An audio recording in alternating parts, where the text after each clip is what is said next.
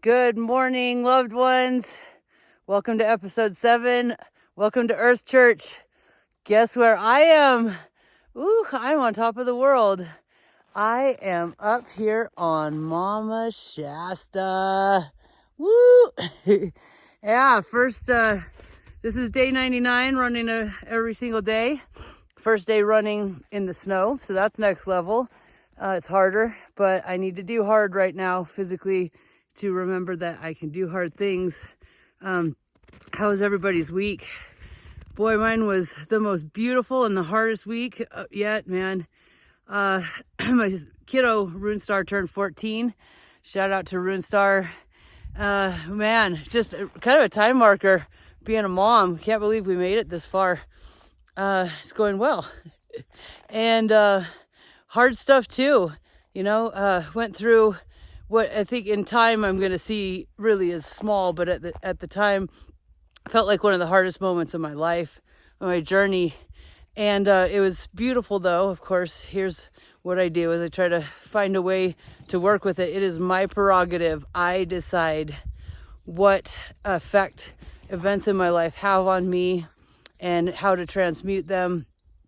And it's challenging to look for the good. I try to always say good and then what's next. And sometimes I'm like, I don't know where the good is and I need help. This week I definitely needed help from my spotters.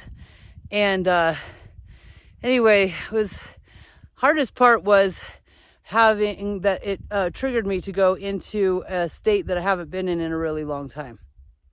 And so I want to talk to you a little bit about how states become traits, because as I've talked about developing character and how we do that, and remember this simple thing: states become traits.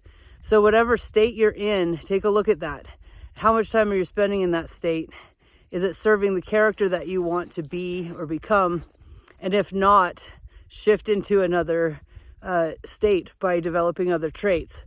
So Sari 1.0 spent a lot of time as a trauma survivor in a state of anxiety, which is concern about the future, worry, self-doubt, lamenting, kind of like I really had a hard time getting over things that had happened. So I was living in the past. So very challenging to be present.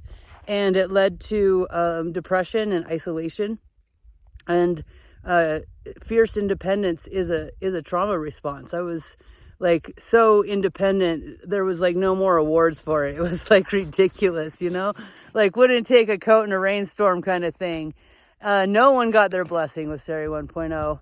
And I thought I was, protecting myself, but I became an island. And isolation is a good way to leave God out of your life, And that was the other part of this week. The big message that I got was how important it is to let people in.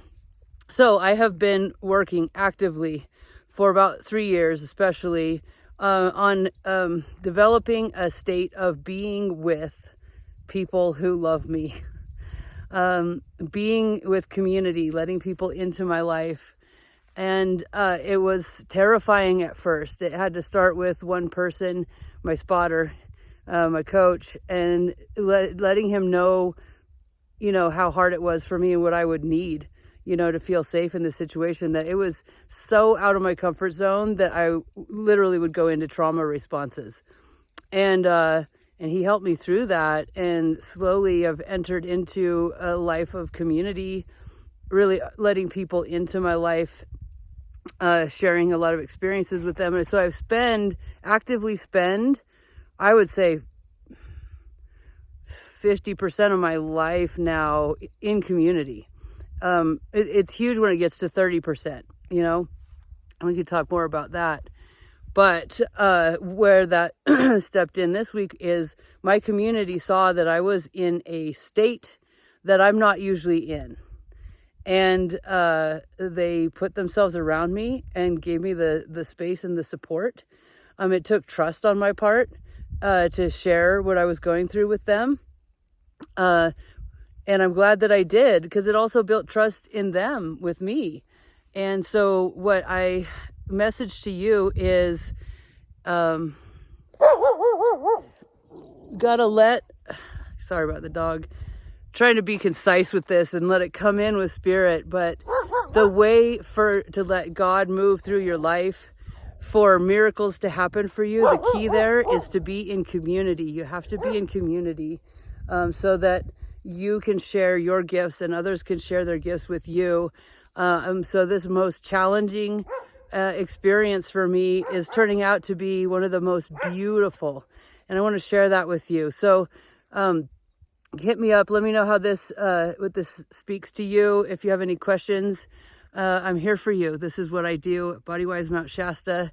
I hope you have a wonderful week. Love you so much. I'll see you on the playground.